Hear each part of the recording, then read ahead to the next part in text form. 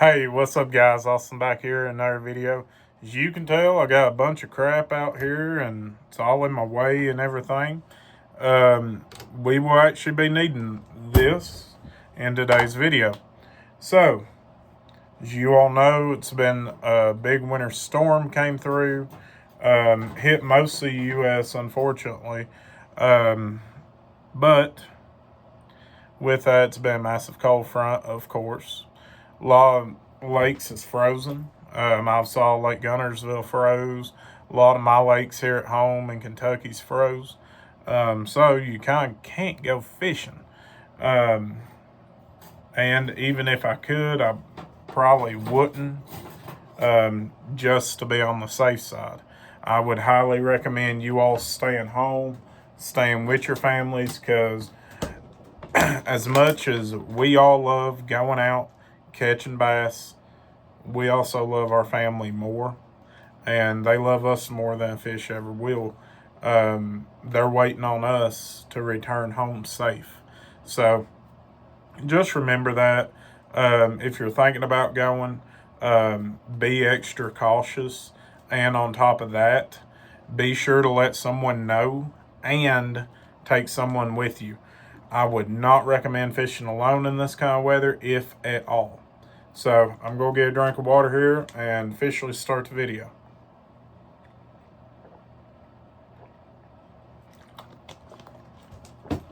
I was about dried up. Okay, so this video is going to be how to make the perfect spinnerbait. What do you have to have? What can you do without? And the limitations of it. So I've been playing around with this spinnerbait stuff for a minute and buzzbait stuff, and I enjoy it. So hopefully you all do too. And it'll also be a money saving tip video. So I just have a spinnerbait blank here, I guess you'd call it. This is off of a War Eagle. It's a 3/4 ounce. I made it myself. I have my own mold. This is a mold right here. So if you do want to do the pouring, the lead, and the mold, obviously you need a lead melting pot, some lead, you need the mold, some hooks, and the wire. Now, it's many different ways you can do this. You can use the skirting tool, which you put the skirt bands on, or you can get you a fly tying vise and save you some money in the long run. This right here, I think you can get these for like $8 to $15, somewhere in there, depending on where you get it. Of course, you do have to buy your skirt bands. Some of them can be expensive, depending on where you get them. But doing it this way, you can save you a bunch of money in the long run. Is it more expensive up front? Yes, it is. This flying tie vise here, it's just like $14 from Barlow's. Not the greatest thing in the world, but very simple, very easy to use. So get you a fly tying vise, get you a bobbin, which is the thing that's holding my thread, and go to Walmart and get you a thing of thread for $1. So here's why it's going to be money saving tip. You can get this thread for like $1. This bobbin's only like $8, and this fly tying vise is $14. Versus you spending $8 on this, yes, that is cheaper, but you also have to keep in mind you're going to have to be buying more skirting bands as well. So the skirting bands, you may only be able to make 100. This right here, I know I made over 100 floating flies and now spinnerbaits. So it's insane. Here's another reason why having this stuff will be money saving to you. Is because everybody has a spinnerbait. Like I had one earlier. I'm pretty sure this one's probably going to do the same thing. It's already got stress cracks on it. Let's see here. Yep, there it went. Very like very, very, very minimum effort there. This one's dried too. I mean, actually, that might be good for a little bit. It might last half a season. But them skirt bands do dry out. They do dry rot themselves. So by doing the threading pattern 2 option, it's a little bit easier and they last a lot longer. So get your thread, start on the back side, and pretty much, I don't know if you can see this, but I have my thread in my left hand here. I'm on the back side. I'm going to flip it over. And then I'm just going to go around 3 to 5 times. It's up to you. It don't matter. Cut that little tag end off, throw it in a trash bin. Do not drop it in the floor like I just did. Pretty sure your parents wouldn't like that. Okay, so I have a base here of my thread. Next thing I'm going to need is some skirting material. This is us white. It's a something I have here. Now, I build mine with 4 to 5 tabs, but this is half tabs. Now, if I'm using something that's a full tab, and I will show you a full tab versus a half, this way you all know, this is a full tab versus this, which is a half tab. Like, I'm going to put this white in the center of this green pumpkin here, and you can kind of see it's about half of that. So how I start mine, you can do it 1 or 2 ways. You can layer it one by one. I would suggest doing that starting out. And what I would do is the spinnerbaits, it's easy because if you get the skirt tabs, how these are, you can just lay it over it and it kind of hooks itself. Drop it right over the back, put your finger on it. Then pick up your thread again, and you can play around with the tightness of it. If you want a little bit tighter, a little bit looser, that's up to you. I'm going to do the same thing here. So this is my second tab, okay? So it's the second one. Now, I'm going to turn it over and put it right back in the fly tying vise. Now, something else about the spinnerbaits that make them a lot easier, you can wrap that skirting around your hook and keep it out of your way. That's a little bit easier. I know I don't have you at the best angle, so you can kind of see how I have it wrapped around the hook here and up here. That way that skirting don't fall and get in my way.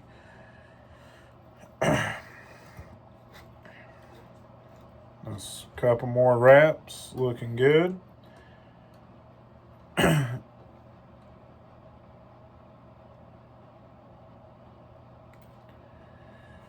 All right, we're gonna wrap the front now. Something else, guys, don't worry about speed. Speed will come to you. Just try to do your best on getting it to look good and everything to hold. So that's the main thing.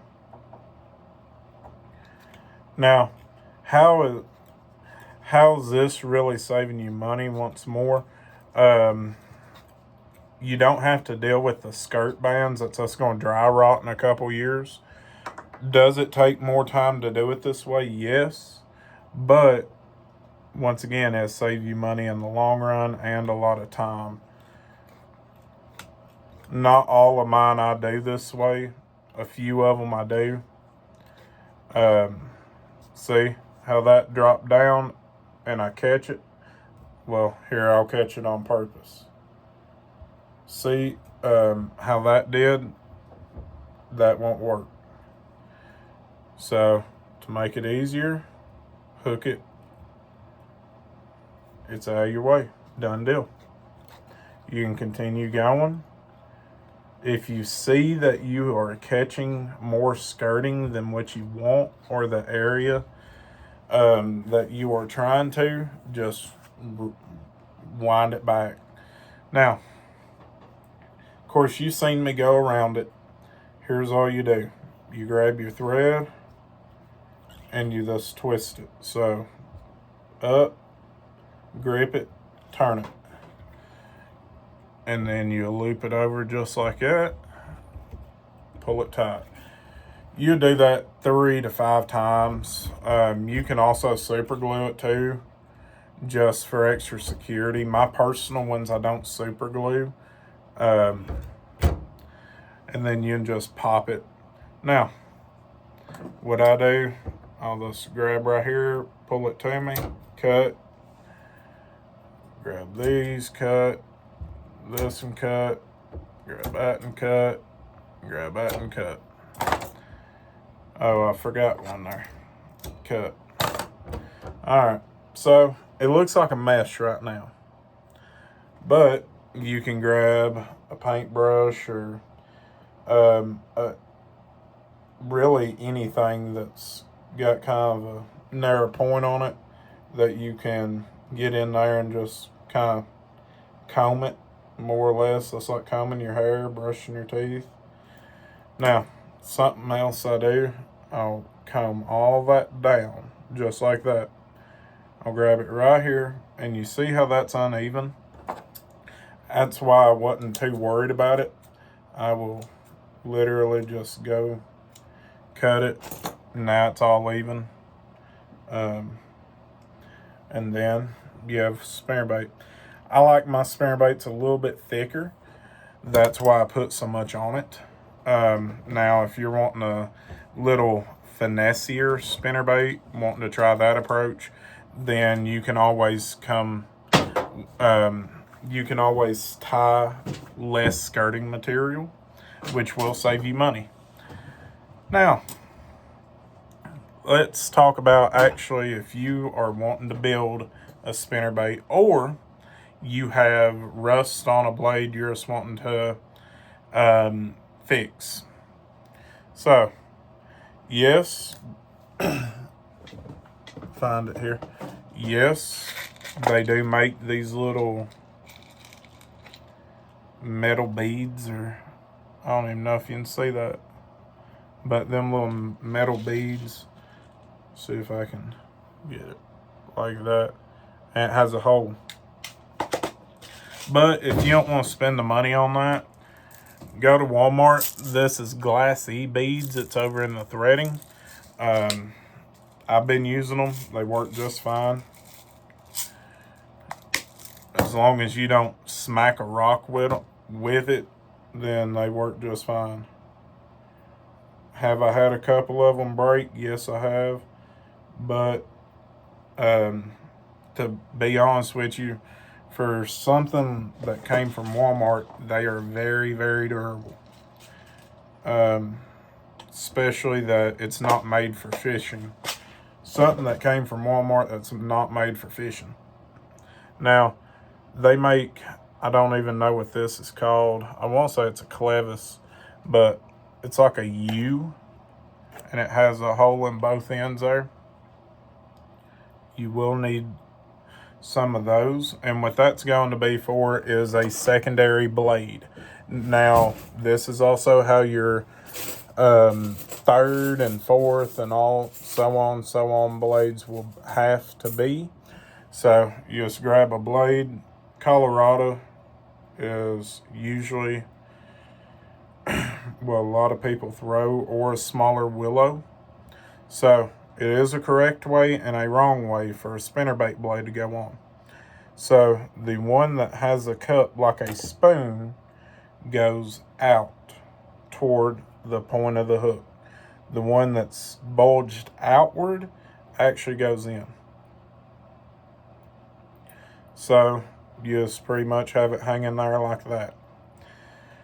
Then you can add some more glass beads. The only thing that these glass beads is doing is acting as a spacer. And that's it. That's it. It's acting as a spacer. So now I will show you the reason why I like to do that on my spinnerbaits. Here's some of the first ones I ever done. I actually use correct hardware, and well, I said I did.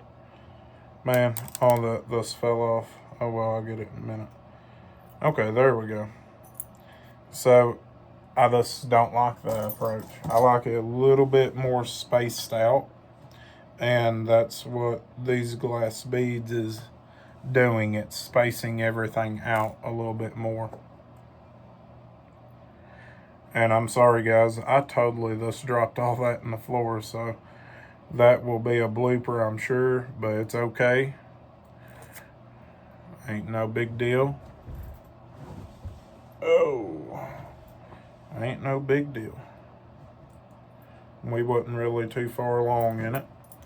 All right, so I got my what's going to be my secondary blade on this one, and I'm just going to add a few more spacers, nothing major. About like that.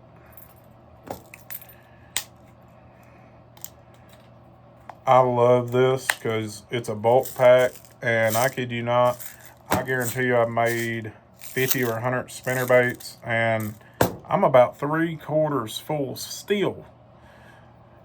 So next thing, if you have a wire bender, I would recommend using it. I do not, so I have to do it the old school way with a pair of pliers. And I would suggest needle nose. That way, once I'm clapped onto it, I'm just rolling it. So literally, I'm just turning it, just like that. So you turn it 3 times, you already have that. I'll grab it. There it is. Now you can do it how you like. I just like that one bend. I don't have any of my split rings come out, like I can't put one in it. I actually have to open my split ring up to be able to put it in it. So that leads me to my next thing you will need. You will need split rings of some sort, and you will need a swivel of some sort. So you can use split ring pliers. I do have some that are in the house, and these little bitty guys, they work amazing. Like, it takes me no time to put split rings on. I don't know why, but they just work. So we're just going to, now I like putting my split rings on my swivel first before I worry about attaching blades. But it's a really personal preference at that point.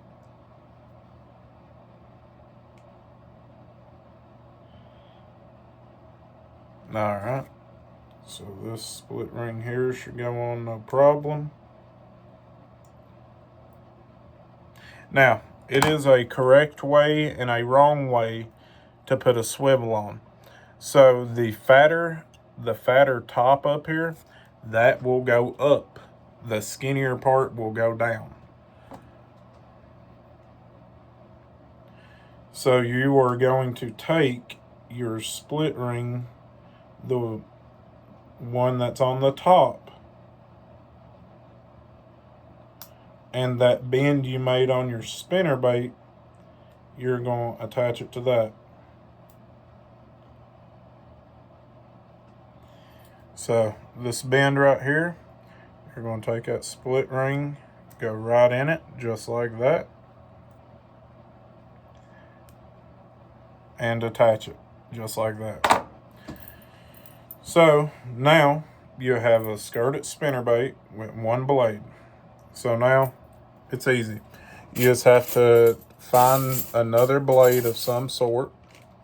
I want to just reach in here and grab one, but I don't want it to look stupid in the same sense.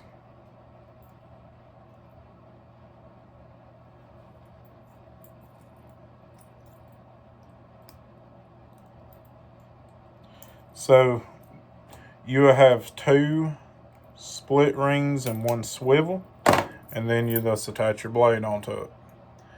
So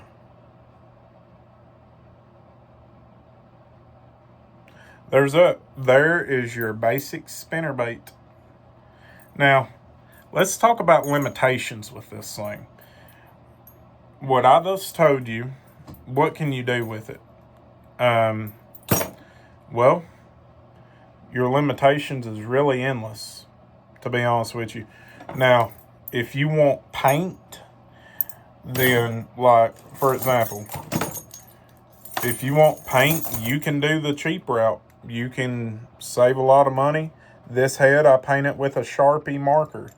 I paint it with this, a Sharpie marker. Now, the blades, I did with powder paint.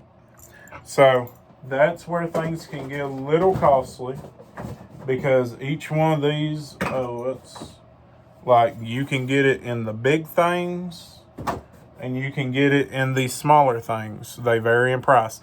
I like the ProTech.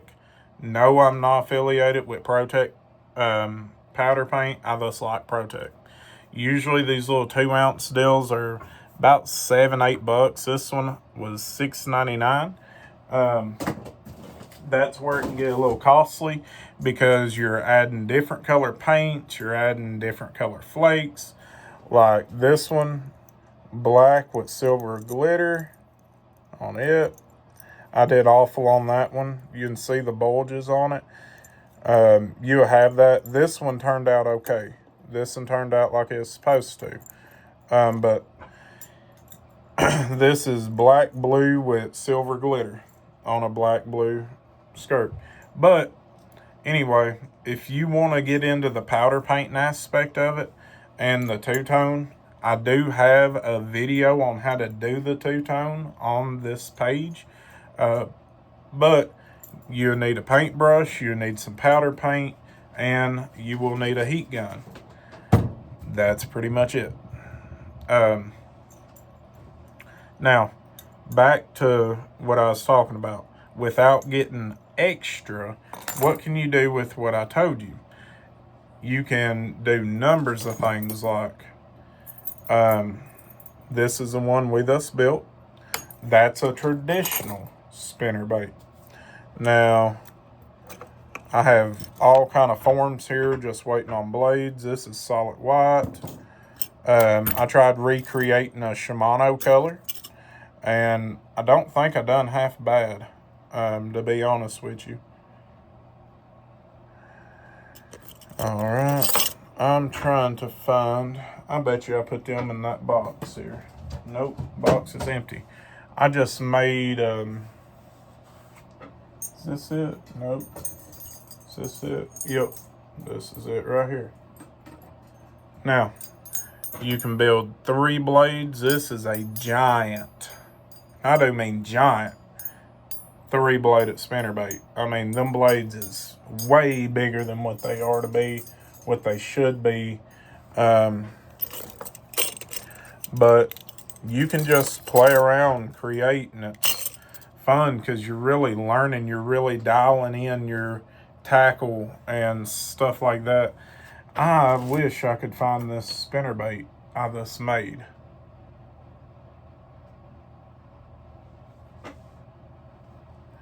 I know for a fact it ain't over there. It ain't under you all. I wish I could find it. Now, you can be different than, like this right here, a traditional spinnerbait. I mean, you can do different colors, like do different blades. I mean, it's just endless. Like this one right here, you never see this. Like, that's insane. I modified a mold a little bit right there. Y'all will see this in a few videos, how I did that. Now, anyway, you can make more blades onto a spinnerbait. Here it is, right in front of my face. This is the one I just done. Now, I did not build this skirt. I had a bunch of these skirts laying around here, and I said, I wonder what would happen if you flip it upside down. That's what I did, and I got that. So, gonna play around with that some. But like I was saying, that little U right there, spacers, that little U, you add more blades. So the sky's the limit with it. And I can't resist it. I'm gonna go ahead and tell y'all this. So this spinnerbait, I was just playing around with it. I saw a buddy of mine, he had put a treble hook on a spinnerbait, like right here. This 3-bladed spinnerbait wasn't just any. It's got a treble hook on the back. No single hook, it's got a treble hook. And I said, well, I wonder what happened if I made it where you can put anything you want on it and it spin 360. So that's what I did. So what I did, instead of the hook, I ran another piece of wire. I bent it to attach my split ring, my swivel, split ring, and then my hook. And I just realized I put that swivel upside down. I told you all how the correct way to do it, and I didn't do it. So how that's going to be good is like this right here. Think outside the box. If you have the tools, utilize them. Think outside the box. So this one, typical spinnerbait. You got a willow leaf, Colorado blade, hand-tied skirt like I just done. But you have a hook, a single hook, and you have another blade. So what this will do, crap, I wish I could hold still. There you go. So you seen full 360 motion, just like this blade. So if I want to drag this spinnerbait, I can, and I have secondary action. I don't have to worry about running out of say I'm fishing this trailer right here. This is a Zoom twin tail Fat Albert grub and green pumpkin. Say I'm fishing that trailer right there, and I run out of them. I don't have to worry about that because this right here is going to act as my trailer. So just think outside the box. I just dropped it just like this contraption. I have no idea if this will work or anything, but I can tell you this. We are going to give it a whirl. I promise you that. They bite an Alabama rig. I don't see why they wouldn't bite that. So we got some fun upcoming challenges to do this year. Definitely going to be filming more, creating some good content for you all, and start that there was coming undone on me. That's why it looked funky. But guys, I hate to cut it short, but I'm sweating. I have my little heater going. It's got this little building right at 90 degrees in here. And that's just because it's like 20 something outside. So guys, I can't thank y'all enough for watching this, hanging out with me, having fun, learning how to make some spinnerbaits. That's one of my favorite techniques there is. Hope this helps you save some money. Hope this helps you keep from throwing your spinner baits that's got rusted blades or a rusty spot on it, something like that, away, because they are not cheap. You can really save them and continue to use them. Until the hook starts getting rusty, then it's nothing you can do. So this right here is just an easy, cheaper way to save you some money. Kind of customize things how you want them, colors you want, and just try new things. Like, that's a color I've always wanted to try, but I wasn't going to give $11 for it. So, like I said, this right here, it is endless amounts of things you can do with it. So, guys, once again, thanks for hanging out with me. Be sure, as always, I can't emphasize this enough, give God all the glory, be safe, have fun, do something nice for somebody, please. Without the Lord God above, nothing is possible. He allows us to wake up each and every day, allows us to do what we love doing, and that's honestly a blessing. So just be thankful for that. Be sure to thank Him each and every day. So, guys, thank y'all for watching, hanging out. Please, if you like this video, please give it a thumbs up. That way I know to post some more of my workshop videos. And if you don't like the video, drop a comment letting me know, hey, what would you kind of like to see? If it's us like me going out fishing, if it's how-to videos on the water, how to fish a spinnerbait. I mean, it can be that simple. No comment's going to get judged, and I will react to it. Guys, thank y'all. Have a good day. I'm out.